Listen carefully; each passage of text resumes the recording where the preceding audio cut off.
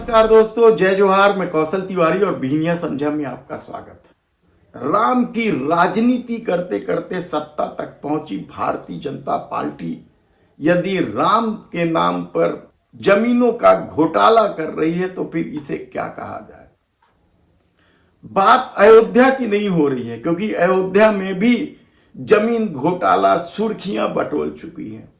अपने लोगों को ठेका देने की वजह से, अनाप शनाप कमीशन लेने की वजह से किस तरीके से निर्माण कार्यों का बुरा हाल है, यह भी किसी से छिपा नहीं।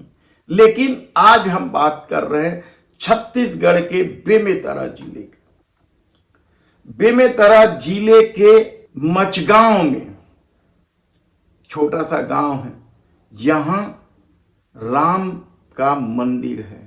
प्रभु राम के इस मंदिर के प्रति आस्था दिखाते हुए कई ग्रामीणों ने अपनी जमीन तक दान में दी है और इसे लेकर विधानसभा चुनाव के पहले भी विवाद हुआ था। एक पार्षद तो धरने तक में बैठ गई थी, जिसे साधु संतों का समर्थन हासिल था। लेकिन अब जो मामला सामने आ रहा है वह भाजपा के कथनी और करनी पर बड़ा सवाल उठाता है।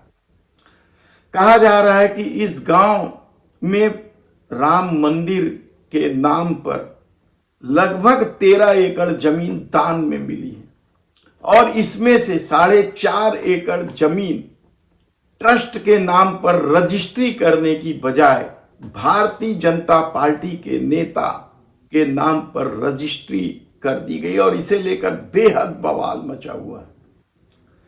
अनिल महेश्वरी, यही नाम बताया जा रहा है उस भारतीय जनता पार्टी के नेता का, और इसे लेकर पिछले दिनों कांग्रेस के पूर्व विधायक आशीष छाबड़ा ने बकायदा पत्रकार वार्ता लिया और इस पत्रकार वार्ता में दान देने वाले के परिवार के लोग तो मौजूद थे ही, ग्रामीण भी बड़ी संख्या में आए हुए थे। उन्होंने सीधा सीधा भारतीय जनता पार्टी पर धर्म की आड़ में लूट मचाने का आरोप लगाया। यही नहीं, इस 4.5 एकड़ जमीन को पहले तो भारतीय जनता पार्टी के नेता अनिल महेश्वरी पर अपने नाम पर कर लेने का आरोप के बाद अब नया आरोप है कि इस जमीन को करोड़ों रुपए में बेच दिया गया है और इसे लेकर बेमेतरा में बवाल मचा हुआ है। कलेक्टर से शिकायत की गई और इस मामले को लेकर कहा जा रहा है कि पूर्व में एक पटवारी को निलंबित भी किया जा चुका है। शिकायत के बाद भी इस जमीन की तीसरी बार रजिस्ट्री कैसे हो गई, यह बड़ा सवाल।